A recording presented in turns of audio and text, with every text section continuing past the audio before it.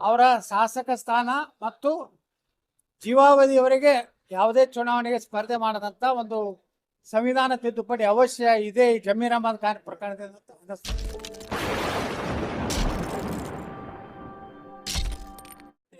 ನೋಡಿ, ಜಮೀರ್ ಅಹಮದ್ ಖಾನ್ ಉದ್ದೇಶಪೂರ್ವಕ ವಂದೇ ಮಾತರಂ ಗೀತೆಯನ್ನು ಹಾಡಬೇಕಾಗ್ತದೆ. ವಂದೇ ಮಾತರಂ ಅಪಮಾನ ಮಾಡಲಿಕ್ಕೆ ಮತ್ತು ಈ ದೇಶದ ಪ್ರತಿಯೊಬ್ಬ ನಾಗರಿಕ ನಮ್ಮ ಭಾರತದ ಸ್ವಾತಂತ್ರ್ಯದ ಸಂದರ್ಭದಲ್ಲಿ ಅವನು ಗೌರವ ಸೂಚಿಸುವಂತ ಸಾಮಾನ್ಯ ನಾಗರಿಕಂದು ಕರ್ತವ್ಯ. ಒಬ್ಬ ಕರ್ನಾಟಕ ವಿಧಾನಸಭೆಯ ಶಾಸಕನಾಗಿ ಸಚಿವನಾಗಿ ಭಾರತದ ಸಂವಿಧಾನದ ಅಡಿಯಲ್ಲಿ ಕೆಲಸ ಮಾಡುವಂತ ಒಬ್ಬ ಸಚಿವ ಇವತ್ತು ತಕ್ಷಣ ನಾನು ಧ್ವಜಾರೋಹಣ ಮಾಡುವುದಿಲ್ಲ, ನಾನು ವಂದೇ ಮಾತರಂ ಹಾಡುವುದಿಲ್ಲ ಅನ್ನೋಂಥ ಉದ್ದೇಶದಿಂದ ಒಬ್ಬ ಮತಾಂಧ ವ್ಯಕ್ತಿ ಅನ್ನೋಂಥದ್ದು ಪ್ರೂವ್ ಆಗಿದೆ. ಅದಕ್ಕೆ ಡಿ.ಕೆ. ಶಿವಕುಮಾರ್ ಅವ್ರಿಗೆ ಏನಾದರೂ ಈ ದೇಶದ ಸಂವಿಧಾನ ಮತ್ತು ಈ ದೇಶದ ರಾಷ್ಟ್ರಧ್ವಜ ರಾಷ್ಟ್ರಗೀತೆ ಬಗ್ಗೆ ಗೌರವ ಇದ್ದರೆ ತಕ್ಷಣ ಸಚಿವ ಸಂಪುಟದಿಂದ ವಜಾ ಮಾಡಬೇಕು. ಯಾಕಂದರೆ ಇದು ಕೆಟ್ಟ ಚಾಳಿ ಬೆಳೀತದೆ. ಯಾಕಂದರೆ ಅವರು ಲೋಕಸಭೆಯಲ್ಲಿ ಸಹ ಕೆಲವೊಂದು ಮಂದಿ ನಾವು ವಂದೇ ಮಾತರಂ ಹಾಡೋದಿಲ್ಲ ತಾರೆ.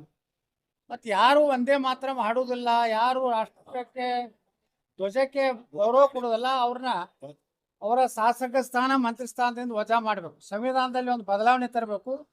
ಡಾಕ್ಟರ್ ಬಾಬಾ ಸಾಹೇಬ್ ಅಂಬೇಡ್ಕರ್ ಬರೆದಂಥ ಸಂವಿಧಾನದಲ್ಲಿ ಅಪಮಾನ ಮಾಡಿದ್ರೆ ಅವರ ಶಾಸಕ ಸ್ಥಾನ ಮತ್ತು ಜೀವಾವಧಿಯವರೆಗೆ ಯಾವುದೇ ಚುನಾವಣೆಗೆ ಸ್ಪರ್ಧೆ ಮಾಡದಂತ ಒಂದು ಸಂವಿಧಾನ ತಿದ್ದುಪಡಿ ಅವಶ್ಯ ಇದೆ ಈ ಜಮೀರ್ ಅಹಮದ್ ಖಾನ್ ಪ್ರಕರಣದಿಂದ ಅನ್ನಿಸ್ತದೆ.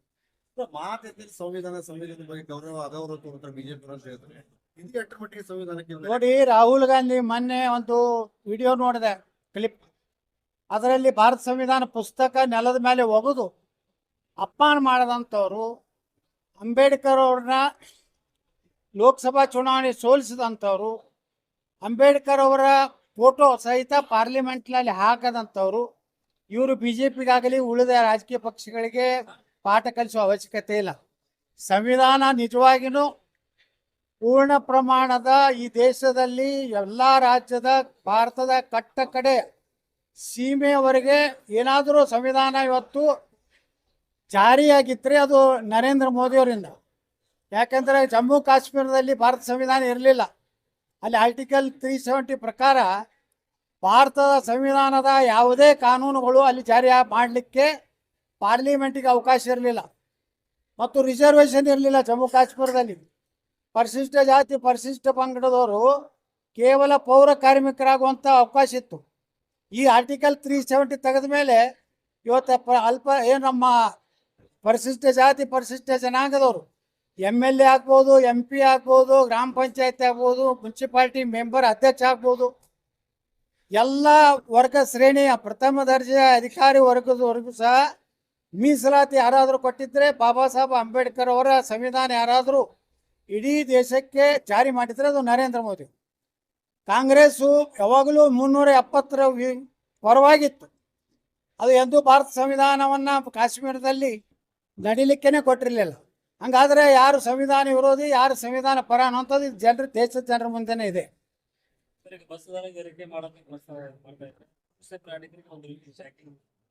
ನೋಡಿ, ಇದು ಏನು ಅರ್ಥನೇ ಇಲ್ಲ. ಇಲ್ಲಿ ಮಹಿಳೆಯರಿಗೆ ಉಚಿತ ಕೊಡ್ತಿರ್ತೀರಿ, ಒಂದು ಕಡೆ ಪುರುಷರು, ಮಹಿಳೆ ಮತ್ತು ಪುರುಷ ಒಂದೇ ಮನೆ ಇಬ್ರು ಅವರು ಒಬ್ಬ ಗಂಡನ ಕಡೆಯನ್ನು ತಗೊಂಡು ಹೆಂಡತಿ ಕೊಟ್ಟಂಗೆ ಆಗ್ತದೆ. ಯಾಕಂದರೆ ನಿಮಗೆ ಆಗಲಿಲ್ಲ ಅಂದರೆ, ಲಾಸ್ ಆಗ್ತಿತ್ತಂದರೆ ನೀವೇನು ಉಚಿತ ಕೊಟ್ಟಿರಿ ಅದ್ರ ಪರಿಶೀಲನೆ ಮಾಡಿ. KSRTCಗಳ ಇವತ್ತು ಪಗಾರ ಆಗ್ತಾ ಇಲ್ಲ, ಡ್ರೈವರ್ ಕಂಡಕ್ಟರ್ಗಳು ಸಂಬಳ ಇಲ್ಲ, ಅವರು ಹೆಚ್ಚಿನ ವೇತನಕ್ಕಾಗಿ ಹೋರಾಟ ಮಾಡ್ತಾ ಇದ್ದಾರೆ. ಅದರ ಒಂದು ಪರಿಷ್ಕರಣೆ ಇವತ್ತು ನೀವು ಮಾಡ್ತಾ ಇಲ್ಲ. ನೋಡಿರಿ, ಎಂತಿಂಥ ನಿನ್ನೆ ನಾನು ಅಂಗವಿಕಲರು ಬುದ್ಧಿಮಾಂದ್ಯರ ಒಂದು ಕಟ್ಟಡ ಭೂಮಿ ಪೂಜೆಗೆ ಹೋದಾಗ ಬರೀ 1400 ರೂಪಾಯಿ, 1400 ರೂಪಾಯಿ ಸಹಿತ ಅಂಗವಿಕಲರಿಗೆ ಕೊಡಲಿಕ್ಕೆ ದುಡ್ಡಿಲ್ಲ ಸರ್ಕಾರದಲ್ಲಿ. 3 ತಿಂಗಳ 4 ತಿಂಗಳ ನಂತರ ಬರ್ತದೆ. ಆ 1400ರಲ್ಲಿ ಏನು ಸಾಲ್ತದೆ? ಮತ್ತೀಗ ಅವ್ರಿಗೆ ಇನ್ಕಮ್ ಸರ್ಟಿಫಿಕೇಟ್ ಕೊಡ್ಬೇಕಂತೆ ಅಂದಾಗ ಸರ್ಕಾರ ದಿವಾಳಿ ಆಗಿದೆ ಸ್ಪಷ್ಟ ಆಗ್ತದೆ. ಸರ್, ಈಗ ಈಗ ಬ್ಯಾನ್ ಮಾಡ್ತೀನಿ ಅಂತ ಸಿಎಂ ಅವ್ರು ಪದೇ ಹೇಳ್ತಾ ಇದ್ದಾರೆ. ಏನಾದ್ರು ಕಿಕ್ ಬ್ಯಾಕ್ ಈಗ ಅಥವಾ ಏನು ನಿಜವಾಗ್ಲೂ ಈ ಗುಟ್ಕಾ ಆರೋಗ್ಯ ಮಂತ್ರಿಗಳು ಹೇಳ್ಯಾರ ಬ್ಯಾನ್ ಮಾಡಿ ಹೋಗ್ತೇವೆ, ಮುಖ್ಯಮಂತ್ರಿ ಸದನದಾಗ ಹೇಳ್ತಾರ ನಾವು ವಾಪಸ್ ತಗೊಂಡಿಲ್ಲ ಅಂತ ತಾಳಿಲ್ಲ ಮೇಳಿಲ್ಲ. ಆರೋಗ್ಯ ಮಂತ್ರಿ ಜೋಡಾನೆ ಮುಖ್ಯಮಂತ್ರಿ ಅಂದ್ರ ಈ ಸರ್ಕಾರನಾಗ ಏನು ಬಾಯಿಗೆ ಬಂದಿದ್ದು ಮಾತಾಡೋದ್ರೆ ನಡೀತದ ಅನ್ನೋಂಥ ವಾತಾವರಣ ತಯಾರಾಗಿದೆ. ಗುಟ್ಕಾದ ನೋಡಿ, ಇದು ಈ ಗುಟ್ಕಾ ಯಾಕೆ ಇದು ಬ್ಯಾನ್ ಮಾಡ್ತೀನಿ ಅಂತಾರಂದ್ರೆ, ಇದು ಗುಟ್ಕಾ ಕಂಪನಿಗಳಿಂದ ಏನು ನಾ ಹೇಳಿದಲ್ಲ ಕೋತ್ವಾಲ್ ಟ್ಯಾಕ್ಸ್ ಅಂತ ಹೇಳಿ ಒಂದು ಪ್ರಾರಂಭ ಮಾಡ್ಯಾರ. ಡಿ ಕೆ ಶಿವಕುಮಾರ್ ಮುಖ್ಯಮಂತ್ರಿ ಆದ್ಮೇಲೆ ಹಿಂದಕ್ಕೊಬ್ಬ ಗುಡ್ಡ ಇದ್ದ ಬೆಂಗಳೂರಿನ ರಾಮಚಂದ್ರ ಕೋತ್ವಾಲ್, ಅಲ್ಲಿ ಒಂದು ಕಾರ್ ಹೊರಗೆ ನಿಂದ್ರಿಸಿದ್ರೆ ರೋಡ್ ಮ್ಯಾಗ ನಿಂದ್ರಿಸಿದ್ರೆ 4,000 ರೂಪಾಯಿ ಕೊಡ್ಬೇಕತ್, ಮೋಟರ್ ಸೈಕಲ್ ನಿಂದ್ರಿಸಿದ್ರೆ 2,000 ಕೊಡ್ಬೇಕತ್. ಇನ್ನು ಗುಟ್ಕಾ ಬ್ಯಾನ್ ಮಾಡ್ತೀನಿ ಅಂತೇಳಿ ಗುಟ್ಕಾ ಎಲ್ಲ ಇಲ್ಲೇ ಮಕ್ಕಳೇ ಅದ ನಮ್ಮ ಗುಟ್ಕಾ ಕಂಪ್ನಿ ಮಾಲಕ ಸಾಂಗ್ಲಿ ಜಿಲ್ಲಾದಾಗ ಯಾರೋ ಜಯಸಿಂಗ್ಪುರ್ಕ್ ಅದಾರ, ಅವ್ರ ಕಡೆ ಮಾಮೂಲಿ ಸಲುವಾಗಿ ಮಾಮೂಲಿ ಹೆಚ್ಚು ಮಾಡ್ಕೊಳಕ್ಕೆ ಗುಟ್ಕಾ ಬ್ಯಾನ್ ಮಾಡ್ತೀನಿ ಅನ್ನೋದು, ರೊಕ್ಕ ತಗೋದು, ಮುಂದೆ ಏನು ಮಾಡೋದು ರೈತರ ಹೆಸರು ಹೇಳೋದು, ಇಲ್ಲ ಅಡಿಕೆ ಬೆಳೆಗಾರ ಹಾನಿ ಆಗ್ತದೆ ಅದಕ್ಕೆ ನಾವು ವಾಪಸ್ ತಗೊಂಡೇವು. ಎಲ್ಲ ರೈತರ ಮ್ಯಾಗನೇ ಜೀವನ ನಡೆಸ್ಯಾರ. ಬಿಡದಿ ಒಳಗೂ ರೈತರು, ಗುಟ್ಕಾದಾಗೂ ರೈತರು.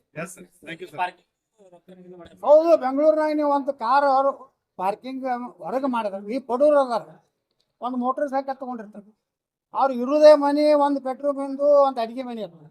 ನೀವು ಅಲ್ಲಿ ಪಾರ್ಕಿಂಗ್ ಮಾಡಲಾರ್ದೆ ರೋಡ್ ಮ್ಯಾಗ ಮಾಡಿದ್ರೆ 2,000 ರೂಪಾಯಿ ಕೊಡ್ಬೇಕಂತ. ಇದು ಎಲ್ಲಿ ಅಂದ್ರೆ ಏನಾಗೈತಿ, ಒಂದು ಕಡೆ ದಿವಾಳಿ ಆಗೈತೆ ಸರ್ಕಾರ.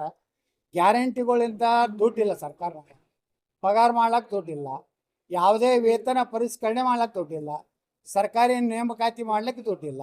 ಆದ್ರೆ ಇನ್ನೊಂದು ಕಡೆ ಈ ರೀತಿ ಕರ ವಸೂಲಿ ಮಾಡೋಂಥ ಕೆಲಸ ಅದೇ ಇದೆ, ಹಣ ಜೋಡಣೆ ರೀ.